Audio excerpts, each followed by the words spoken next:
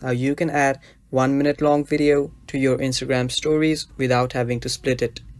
But before that, if you are new to our channel, head down below and hit the subscribe button so you don't miss out on our future videos. Now let's begin. So the first thing you'll want to do is go to your app store and search for Instagram.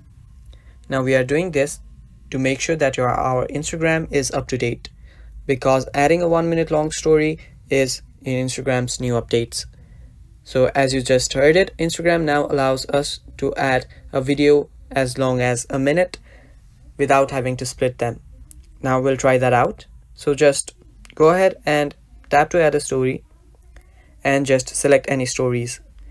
Now right here, you'll be able to see that you can add a story as long as a minute. Now after you do that, select the length and tap on done. After you do that, you'll be able to add the story and it's going to be 1 minute long, but it might take some time because adding a 1 minute long story takes a lot of data. So it's going to take its time, but it will get uploaded and you won't have to split it. So that is how you do it, guys. I hope you guys found this video helpful, and if you did, leave a like down below and stay tuned for more. Bye bye.